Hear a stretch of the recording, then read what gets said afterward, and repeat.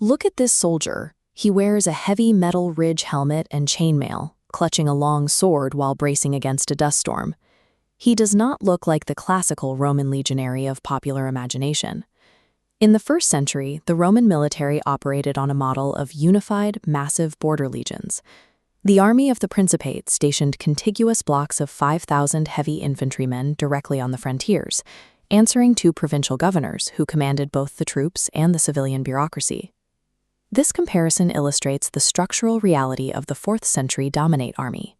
On the left, the older system, large, unified border legions funded by silver denarii. On the right, the reality by the year 300, a highly fractured map of smaller, decentralized units paid not in silver but in physical grain rations known as the Annona. The average unit size had shrunk to a fraction of the classical legion, often numbering just 500 men.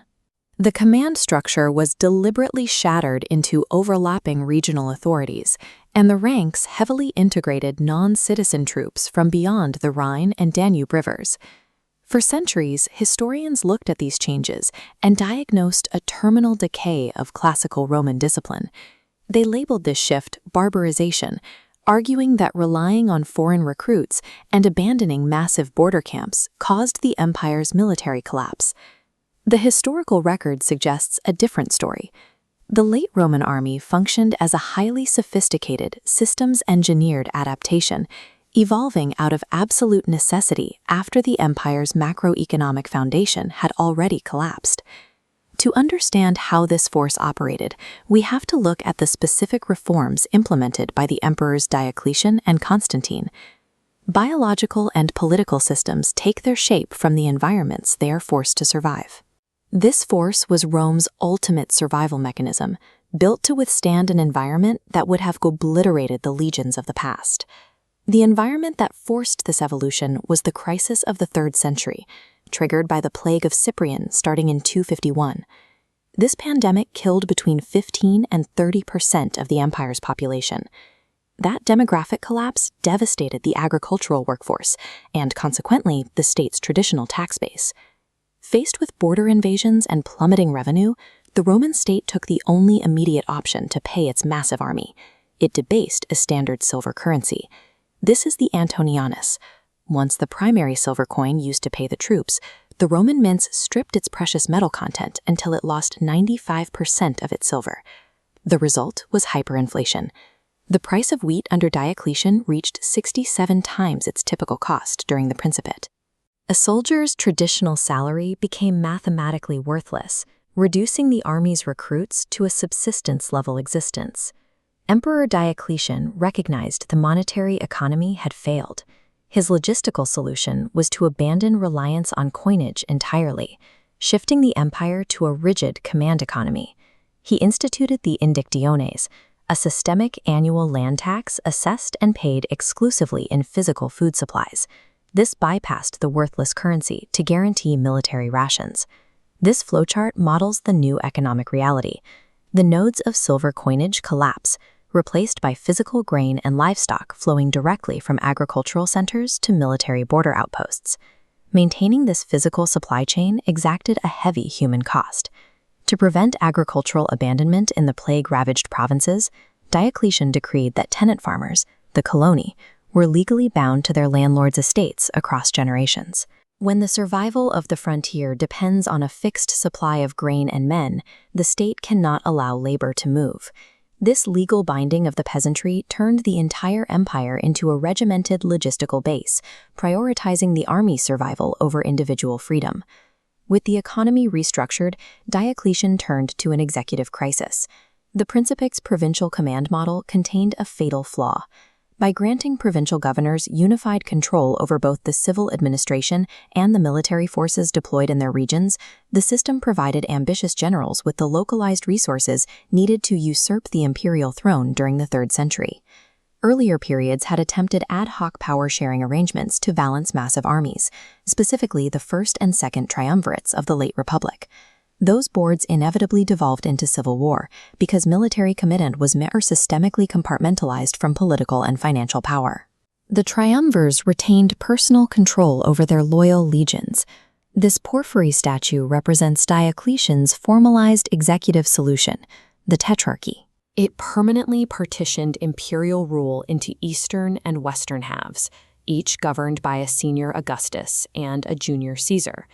At the provincial level, Diocletian enacted a secondary solution, completely decoupling civil administration from frontier military command. Civilian governors lost their troops to dedicated border commanders known as duces limitis. By fragmenting control over troops, money, and supplies, Diocletian ensured no single official could easily march on Rome. Structurally hamstringing their own generals to prevent internal coups became just as vital to Roman survival as defeating foreign invaders. This fracturing of command coincided with a shift away from traditional Roman tactics. The old forward defense model, placing massive, concentrated citizen legions directly on the borderlines, was no longer viable. The environmental threats had evolved. Goths in the north and Persians in the east launched deeper, faster, multi-front incursions that easily bypassed static border camps. This tactical map illustrates Constantine's re-engineering of the Roman defense. He split the army into a bifurcated system, a porous outer border manned by small units called limitanae, and large centralized forces held in reserve deep in the interior, known as the comitatenses. Contrary to the myth that they were part-time peasant militias, the limitanae were full-time professionals.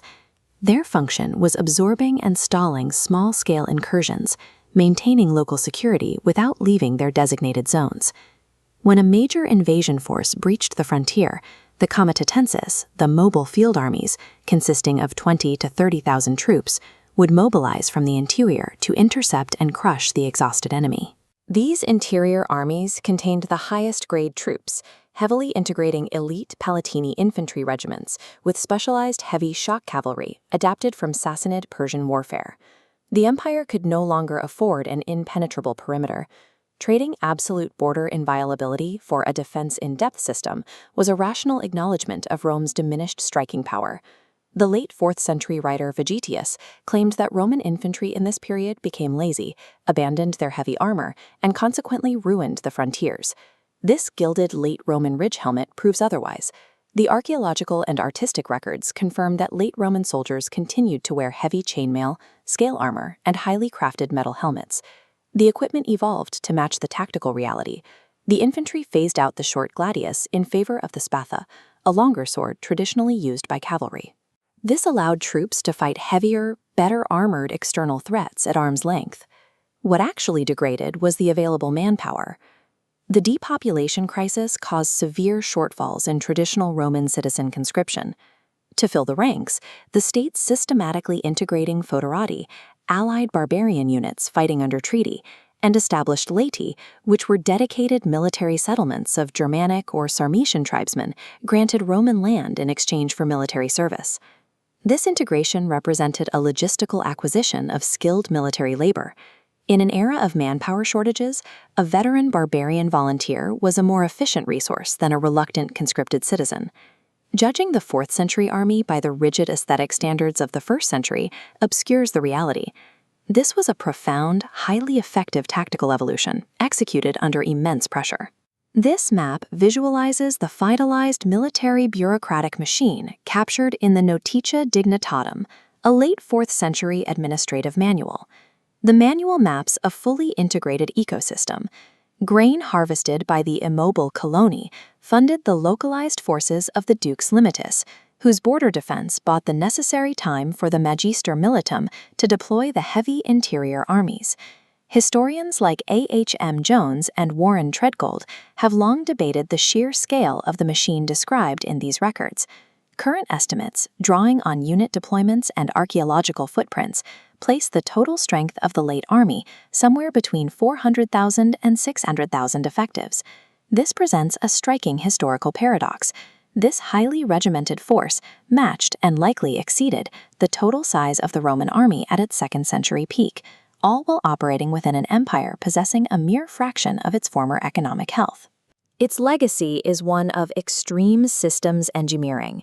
The late Roman military adapted to inflation, plague, and executive fracturing by transforming the entire empire into a regimented logistical base.